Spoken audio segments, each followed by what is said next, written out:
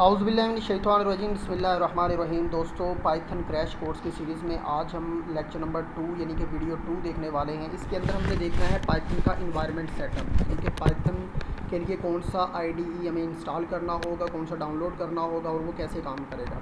अच्छा दोस्तों, सबसे पहले ये देखें कि पाइथन का जो इन्वायरमेंट सेटअप है उसको दो मेथड के ज़रिए उसका जो पाइथन का स्क्रिप्ट है वो रन करवाया जा सकता है। एक तो ये है कि रन उसका जो पाइथन का जो स्क्रिप्ट फाइल जो है उसको क्रिएट करके किसी एक स्पेशल डायरेक्टरी बनाई जाती है जिसमें वो सारे के सारे आपके स्क्रिप्ट जो है सेव होते हैं, महफूज होते हैं और फिर वहीं से उठा के उन्हें एग्जीक्यूट करवाया जाता है। और दूसरा जो है वो लाइव इंटरप्रेटर है, इंटरैक्टिव मोड प्रोग्रामिंग है, जो कि क्या है, आप कमांड प्रॉम्प्ट को ओपन करते हैं और ओपन करने के बाद एंटर की प्रेस करके आगे जो है पाथ दे के किसी भी प्रोग्राम को सेलेक्ट करके उसे एग्जीक्यूट करते हैं। ये दो वे हैं जो कि इस्तेमाल किए जाते हैं, लेकिन मैं यहाँ पे इस्तेमाल करने वाला हूँ ये पहला मेथड। तो इसके लिए हमें क्या चीज़ इंस्टॉल करना होगी, तो सबसे पहले ये देखें, हमें पाइथन के लिए मैं जो इंस्टॉल करने वाला हूँ वो है एनाकोंडा नेविगेटर। एनाकोंडा नेविगेटर कैसा होता है, अभी ये यहाँ पे मैं आपके सामने ये ओपन करूँगा। कम्प्लीटली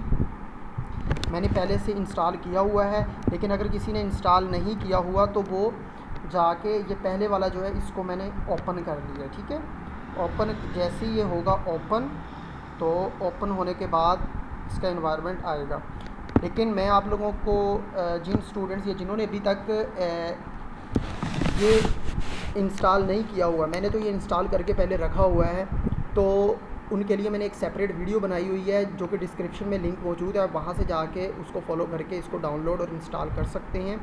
ठीक है, तो जनाब अली यहाँ पे जैसे ही ये ओपन होगा, ये देखें ये ओपन हो गया, तो यहाँ पे मुख्तलिफ डिफरेंट पैकेजेस हैं जिसमें power shell, prompt, notebook, Jupyter notebook, lab, Jupyter lab हो गई, cmd.exe प्रॉम्प्ट, और इसके अलावा जो है Qt कंसोल, स्पाइडर, ग्लूविस, ऑरेंज 3 और R स्टूडियो। तो यहाँ पे जो मैं अक्सर इस्तेमाल करता हूँ वो जुपिटर लैब स्पाइडर है या वो है जुपिटर नोटबुक। तो यहाँ पे मैं क्या है, इसको जुपिटर नोटबुक को मैं करूँगा लॉन्च करूँगा। तो ये मैंने इसके ऊपर क्लिक करता हूँ। लॉन्च होने के बाद मेरे पास एक फ़ाइल आएगी, फ़ाइल बन के आ चुकी है, बल्कि वो फ़ाइल है ये वाली, इसको मैंने, ये फ़ाइल बन के है, ये इस फ़ाइल को मैंने सेव किया है क्रैश कोर्स के नाम का। इधर डेस्कटॉप पे ही मैंने ये रख लिया है। तो यहाँ से इसको मैं ओपन करूँगा। हाँ, ये मैंने ओपन कर लिया, इधर से गूगल क्रोम में इसको ओपन करूँगा। ये मैंने गूगल क्रोम में ओपन कर ली है। तो ये जैसे ही इधर से ओपन होगी तो मेरे पास जो है ये एक होम पेज ओपन होके आ गया है। यहाँ से न्यू पे जाके मैं पाइथन 3 को सिलेक्ट करूँगा। जैसे मेरी पाइथन 3 सेलेक्ट होगी तो इसके सामने एक पूरे का पूरा जो इन्वायरमेंट है वो खुल के आ जाएगा। ये देखिए आ गया है। इसके ऊपर अब मैंने काम करना है। अब इसको यहाँ पे मैं नेम भी चेंज कर सकता हूँ इसका। मैं कहता हूँ कि इसको मैं नेम दे दूँ पाइथन क्रैश कोर्स का। ओके, सो इसको मैंने दे दिया, यहाँ पे रीनेम दे दिया। ठीक है, सॉरी, बल्कि इसको ये मैं नाम देता हूँ इसको पाइथन क्रैश कोर्स का। तो ये देखिए पाइथन क्रैश कोर्स दे दिया इसको नाम। सो ये मेरे पास अब इन्वायरमेंट बिल्कुल एकदम रेडी है। तो चलते हैं अपनी ज़रा स्लाइड की तरफ।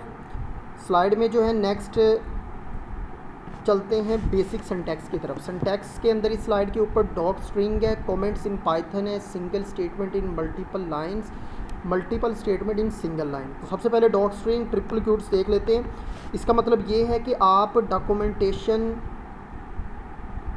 की मल्टीपल जो है आप डॉक्यूमेंटेशन कर सकते हैं, यानी कि Python also has extended documentation capability called dot string, जो कि डॉट स्ट्रिंग कहलाती है। यानी कि आप मल्टीपल डॉट स्ट्रिंग्स जो हैं उनको आप कमेंट कर सकते हैं, लेकिन उसके लिए हमें क्या इस्तेमाल करना पड़ेगा, ट्रिपल क्यूट्स स्टार्टिंग में लगाना होगा और ट्रिपल क्यूट्स जो है हमें एंड पे लगाना होगा। ठीक है, इसके अलावा हमारे पास आ जाती है comments in Python text place, जो नॉन एग्जीक्यूटेबल जो टेक्स्ट है उसको हम कमेंट के ज़रिए वो कमेंट उसका बना सकते हैं। मतलब कि वो जो नॉन उसको आप एग्जीक्यूट नहीं करना चाहते तो आप कमेंट के लिए हैश का सिंबल जो है शुरू में लगा देंगे, तो वो क्या हो जाएगा, वो नॉन एग्जीक्यूटेबल स्टेटमेंट हो जाएगी हमारे IDE के लिए, हमारे इंटरप्रेटर के लिए। तो comments are also ignore by the interpreter, और इंटरप्रेटर इसे इग्नोर कर देता है। ये हमें एक्चुअली पूरी कोड के मुतल्लिक, कोड की इम्प्लीमेंटेशन के मुतल्लिक पूरी डिटेल में प्रोवाइड करता है कमेंट, यानी कि किस कोड के किस पोर्शन में कौन सी स्टेटमेंट लिखी हुई है, उसका क्या काम है, ये हमें प्रोवाइड करता है। ब्लॉक लेवल कमेंट भी होता है। ब्लॉक लेवल कमेंट में जो है ये 3 इस तरह के आपने निशान शुरू में लगा देने और 3 आपने एंड में लगा देने। सिंगल लाइन में क्या होता था कि सिर्फ एक ही लाइन में आपका कमेंट आएगा, दूसरी लाइन के लिए आपको फिर से हैश का सिंबल लगाना पड़ना है, तीसरी लाइन में फिर आपको हैश लगाना पड़ेगा। लेकिन अगर आप चाहते हैं कि आपने पूरे ब्लॉक को ही आपने कमेंट करना है, तो इसके लिए आपने शुरू में ये निशान लगा देना है, फिर जहाँ तक आपने वो कमेंट आपने लगाना है, कमेंट यूज़ करना है, वहाँ पे लास्ट पे आपने ये लगा देना है। ठीक है, तो ये है हमारे पास कमेंट। तो अब चलते हैं ज़रा इन्वायरमेंट में, इसको मैं ज़रा करने की कोशिश करता हूँ। तो फॉर एग्ज़ाम्पल यहाँ पे मैं सिंगल कमेंट लगाता हूँ हैश लगा के, हैश लगा मैंने कुछ भी लिख दिया। अब इसे रन करके देखता हूँ, देखें कुछ भी नहीं, नॉन एग्जीक्यूटेबल चीज़ है। अब इसी को ही मैं अब यहाँ पे करता हूँ 3 टाइम,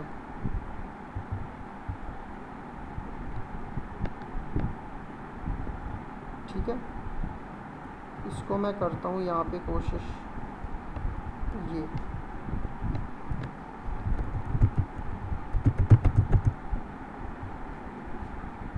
ये मैंने लग दिया।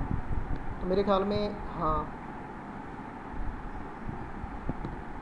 इसके लिए मैं आपको बताता हूँ। हाँ, तो ये जनाब है ब्लॉक लाइन कमेंट हमारा। ये देखिए, पहला ये कमेंट और दूसरा हमारा ये हो गया और तीसरा हमारा ये हो गया, ये कमेंट। ठीक है, तो ये हमारा कमेंट है पाइथन के अंदर। तो नेक्स्ट हम चलते हैं कि बेसिक सेंटेंस में single statement in multiple lines, यानी कि एक सिंगल स्टेटमेंट है, अगर हमने उसको मल्टीपल लाइंस में करना हो तो वो कैसे कर सकते हैं। क्योंकि कोड की खूबसूरती को बढ़ाने के लिए जो है ये हम चाहते हैं कि हमारे पास जो है एक स्टेटमेंट जो है वो मल्टीपल लाइंस पे जो है हम उसको डिस्प्ले करवाना चाहते हैं कि मल्टीपल लाइंस पे उसको करें। तो इसके लिए हमें एक कंटिन्यूएशन का जो करैक्टर है वो इस्तेमाल करना पड़ेगा, और सिंटैक्स इसका ये है। तो ये देखें, इसको करके देखते हैं कि ये कैसे होगी। ये आपके सामने मैं करता हूँ इधर कंट्रोल V, और तो जब ये मतलब कि हम single statement in multiple lines जो है ये करेंगे, इम्प्लीमेंट करेंगे, तो हमारे पास जो एक स्टेटमेंट है वो इस तरह से मल्टीपल लाइंस पे आएगी। यानी कि आपने पहले आइटम को जमा किया दूसरे आइटम में, दूसरे आइटम को जमा किया तीसरा, आप चाहते हैं कि ये लहदा आए। तो ये इस कंटिन्यूशन का मतलब ये है कि एक ही स्टेटमेंट है लेकिन ये मल्टीपल लाइंस पे है। इसी तरह if statement contain with in brackets, यानी कि करली ब्रैकेट या स्क्वायर ब्रैकेट या दरमियानी ब्रैकेट के अंदर हो, तो इसके लिए हमें do not need the line continuation character. तो फिर हमें ये जो है ये इस करैक्टर की ज़रूरत नहीं पड़ती। ठीक है, तो फिर इसकी हमें ज़रूरत नहीं पड़ेगी, और आपका जो है मल्टीपल लाइन पे आप लिख सकते हो। यानी कि इस तरह से आपने लिखना होगा। ये देखिए, पहली लाइन पे ये आ रहा है जनवरी फरवरी, और फिर कॉमा लगा के लास्ट में आपने ये लिख देना है, तो वो डिफरेंट वे आएगा। ठीक है, तो चलते हैं नेक्स्ट स्लाइड पे। तो नेक्स्ट हमारे पास आ जाता है multiple statement in single line. आप चाहते हैं कि बहुत सारी मल्टीपल स्टेटमेंट्स हैं किसी प्रोग्राम की, उसको एक ही लाइन में आप लिखना चाहते हैं। तो उसके लिए सिंपल आपको करना क्या है, ये सेमी कोलन लगा के आपको सेपरेट कर देना है। जिस तरह ये देखें, फू था, यहाँ पे सेमी कोलन लगा के आगे प्रिंट की स्टेटमेंट लिख दी। तो यानी कि मल्टीपल स्टेटमेंट जो है वो एक ही लाइन पे लिख दी, यानी कि 2 स्टेटमेंट एक ही लाइन पे आ रही है। इसी तरह लाइन आइडेंटेशंस जो है ये पाइथन के अंदर इसका बहुत ज़्यादा काम है, बहुत ज़्यादा इसका इस्तेमाल है। क्योंकि अगर थोड़ी सी भी आइडेंटेशन जो है वो आउट हुई तो आपका जो है एरर देगा, आपका इंटरप्रेटर एरर देगा। अब सपोज़ कर लें आइडेंटेशन को मैं समझाने लगा हूँ कि मेरे पास ये एक प्रोग्राम लिखा हुआ है। आइडेंटेशन का मतलब क्या है कि बिल्कुल ही जो है अलाइनमेंट जो है स्टेटमेंट्स की वो आउट नहीं होनी चाहिए, बिल्कुल उनका मार्जिन जो है बिल्कुल ठीक होना चाहिए, यानी कि जो स्टेटमेंट 2 पर उसके नीचे ही आपकी जो है स्टेटमेंट आनी चाहिए। तो यहाँ पे देखिए फॉर एग्जांपल ये मेरे पास एक कोड है, इसमें जो है इसकी थोड़ी सी स्पेस मैं आगे कर देता हूँ, स्पेस बढ़ा देता हूँ, स्पेस ले लेता हूँ, और ये अब इसकी आइडेंटिफिकेशन जो है वो आउट हो चुकी है। अब इसको मैं रन करता हूँ तो ये स्टेटमेंट रन नहीं होगी बल्कि एरर आ जाएगा। तो ये देखिए अनएक्सपेक्टेड इंडेंट जो है, आपने इसकी जो इंडेंट जो है वो आउट कर दी है, तो इस वजह से ये इसका रिज़ल्ट प्रोड्यूस नहीं कर रहा। तो बाकी प्रोग्रामिंग लैंग्वेज में जो है वो ऐसा नहीं होता है, सी प्लस प्लस जावा उसमें ऐसा नहीं होता, लेकिन पाइथन के अंदर ये इंडेंटेशन का बहुत ख्याल रखा जाता है, जिससे हमारा जो कोड है वो बहुत ही रीडेबल बनता है। तो ये जो है इसके अंदर बिल्कुल भी मुनासिब नहीं है, आपका कोड रन नहीं होगा। अब देखो इसको मैं रन करूँगा तो ये देखिए बिल्कुल इसका जवाब जो है वो सही से आ रहा है। तो नेक्स्ट हमारे पास आ जाता है लाइन आइडेंटिफिकेशन। इधर programming language the identification is code for readability more only in Python the identification is very important. तो ये देखिए सिंटैक्स है, यहाँ पे दिया हुआ है कि सिंटैक्स है if 5 greater than 2 print 5 is greater than 2। तो इसी तरह आपने लिखना है, अगर थोड़ा सा आप चेंज करेंगे तो वो क्या हो जाएगा, एरर आ जाएगा। ठीक है, तो ये हमारे पास इस वीडियो के लिए मेरे ख्याल में इतना ही काफ़ी है। नेक्स्ट जो है आगे हम वीडियो में जो है आइडेंटिफायर्स देखेंगे कि आइडेंटिफायर। सो जज़ाकल्लाह खैर, थैंक यू।